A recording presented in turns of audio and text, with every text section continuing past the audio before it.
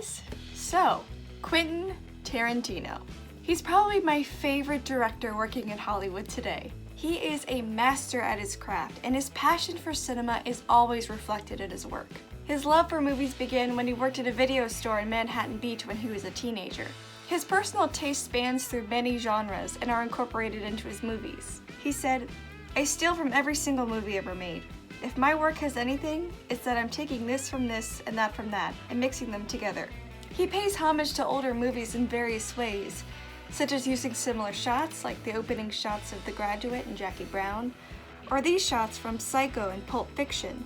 Bruce Lee's yellow and black tracksuit from Game of Death is worn by the bride in Kill Bill Volume 1, and he uses Ennio Morricone's music from spaghetti westerns in the majority of his films. So I won't be going over every single reference to old cinema in Tarantino's movies because we'd be here for days. I'll just be discussing his most prominent tributes. Although Kill Bill drew inspiration from many film genres, including Japanese samurai films, Italian giallo films, and Hong Kong martial art films, its main inspiration was that of kung fu films in the 1970s. The film's Deadly Viper Assassination Squad mirrors the protagonists of the kung fu classic The Five Deadly Venoms, right down to their code names. Stylistically, both volumes of Kill Bill draw design and aesthetic inspiration from two classics from Japanese directors Seijun Suzuki, Tokyo Drifter and Branded to Kill. Like Kill Bill, Lady Snowblood is also about a woman seeking revenge on a gang of criminals.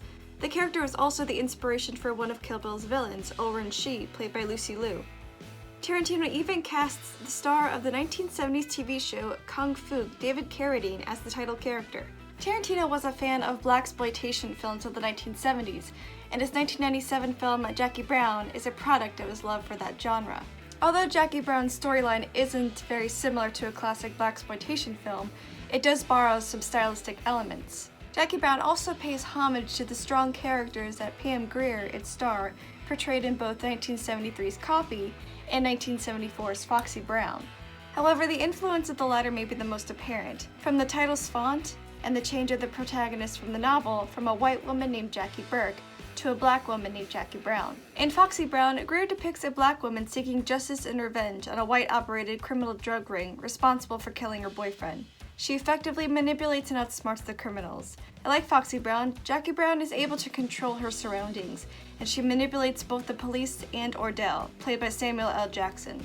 It is even said that Django Unchained is a blaxploitation film because it centers on a black man getting revenge and triumphing over his white oppressors. But the genre that had the biggest influence on Tarantino as a filmmaker was westerns, and he said that Sergio Leone's Once Upon a Time in the West is what made him become a director. In an interview with Roger Ebert in 1994, Tarantino said of Sergio Leone, "I never felt gypped when Sergio Leone ended every western he did with a showdown.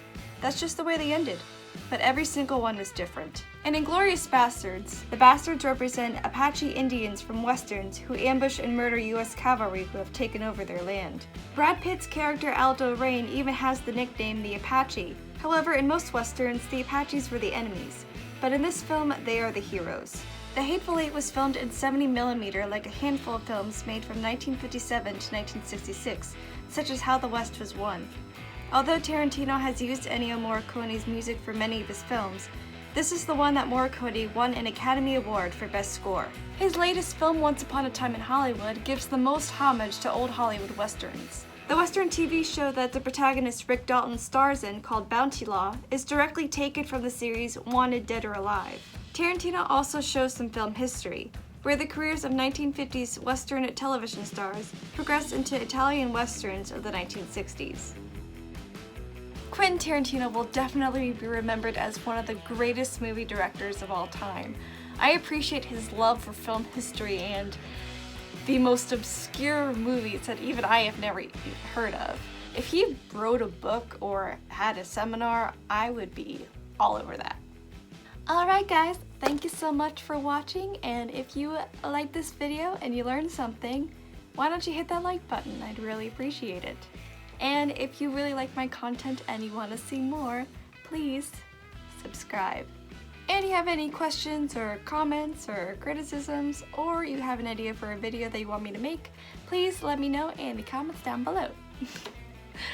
Alright guys, again, I hope all of y'all are doing well, stay safe, wash your hands, and I will see y'all next time. Bye!